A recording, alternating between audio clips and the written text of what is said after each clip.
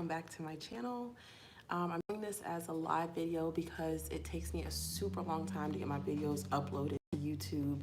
Even just the 15-minute video that I last uploaded, the reading that I did of chapter 1 of this book, that 15 minutes took me like 3 hours between the uploading and then the processing. So trying to find the most efficient ways to get my videos uploaded, because I realized that part of my laziness that comes with uploading videos is knowing how long it's going to take to get them uploaded. So hopefully doing a live and then just going from there straight to posting to my channel will be a faster process, but I won't know until I do it. So let's get started. This is chapter 2. Hang on, let me make an adjustment.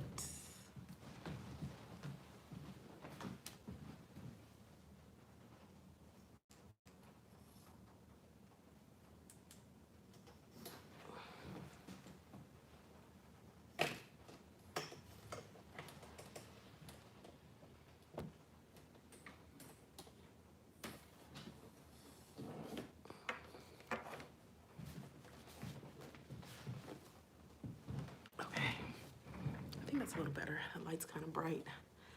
See if I can tone it down a little bit. Okay, that's a little bit better. Okay, so this is chapter 2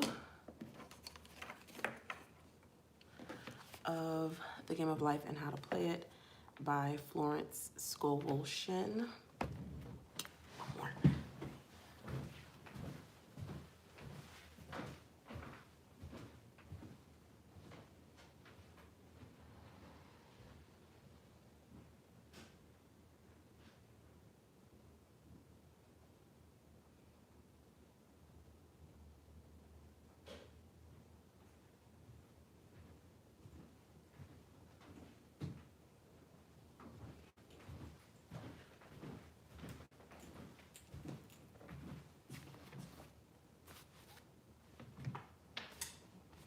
It's good that I don't have anybody watching this right now, because this is my first time going live on YouTube.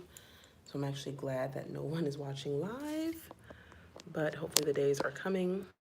I'm sure, in fact, that the days are coming when you guys will be flocking to my channel when you see that I've gone live. Okay. All right, y'all, here we go. Chapter 2 is the law of prosperity. Starts with this quote: "Yeah, the Almighty shall be thy defense, and thou shalt have plenty of silver." One of the greatest messages given to the race through the scriptures is that God is man's supply, and that man can release through his spoken word all that belongs to him by divine right. He must, however, have perfect faith in his spoken word. Isaiah said, "My word shall not return unto me void, but shall accomplish that whereunto it is sent." We know now that words and thoughts are a tremendous vibratory force and ever molding a man's body and affairs. A woman came to me in great distress and said she was to be sued on the 15th of the month for $3,000. She knew no way of getting the money and was in despair. I told her God was her supply, and that there is a supply for every demand. So I spoke the word. I gave thanks that the woman would receive $3,000 at the right time in the right way. I told her she must have perfect faith and act her perfect faith. The 15th came, but no money had materialized. She called me on the phone and asked what she was to do. I replied, "It is Saturday, so they won't sue you today. Your part is to act rich, and thereby showing perfect faith that you will receive it by Monday." She asked me to lunch with her to keep up her courage. When I joined her at a restaurant, I said, "This is no time to economize. Order an expensive luncheon. Act as if you have already received the $3,000. All things whatsoever ye ask in prayer, believing, ye shall receive." You must act as if you had already received. The next morning, she called me on the phone and asked me to stay with her during the day. I said, "No, you are divinely protected, and God is never too late." In the evening, she phoned again, greatly excited. "My dear, a miracle has happened. I was sitting in my room this morning when the doorbell rang. I said to the maid, "Don't let anyone in." The maid, however, looked out the window and said, "It is your cousin with the long white beard." "So," I said, "call him back. I would like to see him." He was just turning the corner when he heard the maid's voice, and he came back.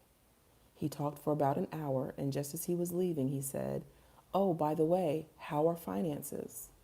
I told him I needed the money, and he said, "Why, my dear, I will give you $3,000 the first of the month." I didn't like to tell him I was going to be sued. What shall I do? I won't receive it till the first of the month, and I must have it tomorrow. I said, "I'll keep on treating." I said, "Spirit is never too late. I give thanks she has received the money on the invisible plane and that it manifests on time." The next morning, her cousin called her up and said, "Come to my office this morning and I will give you the money." That afternoon, she had $3,000 to her credit in the bank and wrote checks as rapidly as her excitement would permit. If one asks for success and prepares for failure, he will get the situation he has prepared for. I'm going to read that again in case you didn't get it. If one asks for success and prepares for failure, he will get the situation he has prepared for. For example, a man came to me asking me to speak the word that a certain debt would be wiped out. I found he spent his time planning what he would say to the man when he did not pay his bill, thereby neutralizing my words. He should have been seen himself paying the debt. We have a wonderful illustration of this in the Bible relating to the three kings who were in the desert without water for their men and horses. They consulted the prophet Elisha, who gave them this astonishing message: "Thus saith the Lord, ye shall not see wind, neither shall ye see rain, yet make this valley full of ditches." Man must prepare for the thing he has asked for when there isn't the slightest sign of it in sight. For example, a woman found it necessary to look for an apartment during the year when there was a great shortage of apartments in New York. It was considered almost an impossibility, and her friends were sorry for her and said, "Isn't it too bad? You'll have to store your furniture and live in a hotel." She replied, "You needn't feel sorry for me. I'm a superhuman and I'll get an apartment." She spoke the words, "Infinite Spirit, open the way for the right apartment." She knew there was a supply for every demand and that she was unconditioned, working on the spiritual plane, and that one with God is a majority. I love that quote. She had contemplated buying new blankets when the tempter, the adverse thought or reasoning, suggested, "Don't buy the blankets. Perhaps, after all, you won't get an apartment and you will have no use for them." She promptly replied to herself, "I'll dig my ditches by buying the blankets." So she prepared for the apartment, acted as though she already had it. She found one in a miraculous way, and it was given to her although there were over 200 other applicants. The blankets showed active faith. It is needless to say that the ditches dug by the three kings in the desert were filled to overflowing. Getting into the spiritual swing of things is no easy matter for the average person. The adverse thoughts of doubt and fear surge from the subconscious. They are the army of the aliens which must be put to flight. This explains why it is so often darkest before the dawn. A big demonstration is usually preceded by tormenting thoughts. Having made a statement of high spiritual truth, one challenges the old beliefs in the subconscious, and error is exposed to be put out. This is the time when one must make his affirmations of truth repeatedly and rejoice and give thanks that he has already received. "Before ye call, I shall answer." This means that every good gift and every perfect gift is already man's, awaiting his recognition.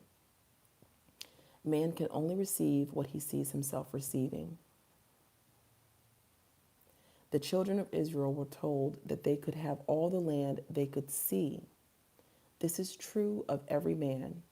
He has only the land within his own mental vision. Every great work, every big accomplishment has been brought into manifestation through holding to the vision. And often, just before the big achievement, comes apparent failure and discouragement. The children of Israel, when they reached the promised land, were afraid to go in, for they said it was filled with giants who made them feel like grasshoppers. And there we saw the giants, and we were in our own sight as grasshoppers. This is almost every man's experience. However, the one who knows spiritual law is undisturbed by appearance and rejoices while he is yet in captivity. That is, he holds to his vision and gives thanks that the end is accomplished, he has received. Jesus Christ gave a wonderful example of this. He said to his disciples, "Say not ye, there are yet 4 months, and then cometh the harvest. Behold, I say unto you, lift up your eyes and look on the fields, for they are ripe already to harvest." His clear vision pierced the world of matter, and he saw clearly the fourth dimensional world, things as they really are, perfect and complete in divine mind. So man must ever hold the vision of his journey's end and demand the manifestation of that which he has already received. It may be his perfect health, love, supply, self expression, home, or friends. They are all finished and perfect ideas registered in divine mind, that is, man's own superconscious mind, and must come through him, not to him. For example, a man came to me asking for treatments for success.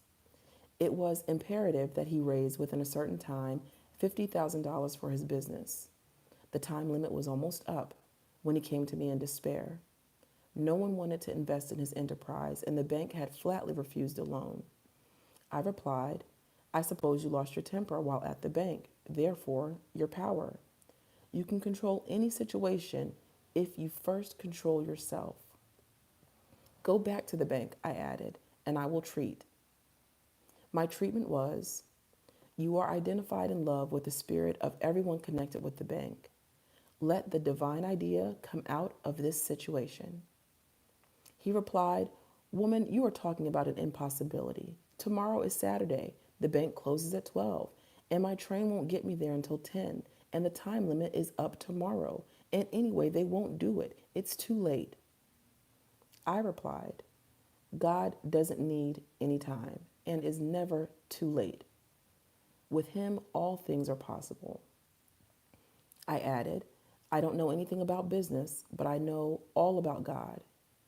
He replied, "It all sounds fine when I sit here listening to you, but when I go out, it's terrible." He lived in a distant city, and I did not hear from him for a week. Then came a letter. It read, "You were right. I raised the money and will never again doubt the truth of all that you told me." I saw him a few weeks later, and I said, "What happened? You evidently had plenty of time after all." He replied, "My train was late, and I got there just 15 minutes to 12. I walked into the bank quietly and said, 'I have come for the loan.' And they gave it to me without a question. It was the last 15 minutes of the time allotted to him, and Infinite Spirit was not too late. In this instance, the man could never have demonstrated alone. He needed someone to help hold him to the vision. This is what one man can do for another. Jesus Christ knew the truth of this when he said, "If two of you shall agree on earth as touching anything, then they shall ask, it shall be done for them of my Father which is in heaven." One gets too close to his own affairs and becomes doubtful and fearful. The friend or healer sees clearly the success, health, or prosperity and never wavers because he's not too close to the situation. It is much easier to demonstrate for someone else than for oneself. So a person should not hesitate to ask for help if he feels wavering. A keen observer of life once said, "No man can fail if some one person sees him successful." Such is the power of the vision, and many a great man has owed his success to a wife or sister or friend who believed in him and held without wavering to the perfect plan or to the perfect pattern. So that's the end of chapter 2. My next video is going to be on chapter 3, which is the power of the word. I'm going to go ahead and stop this live now and hope and pray that it uploads faster than my normal processing of videos. If you have not already subscribed to my channel, please be sure to go ahead and click subscribe and also hit the bell icon so that you can be notified whenever I upload a new video. Also, by liking and sharing this video, you help me to work with the algorithms of YouTube so that this channel can be recommended to more people who are on YouTube just browsing. And the more people who find their way to this channel, the better lives can become and the better the world can be eventually, hopefully not too far in the future. So here's to more growing, more light, more life, more love, peace and abundance to you all. Thanks for your support. Later.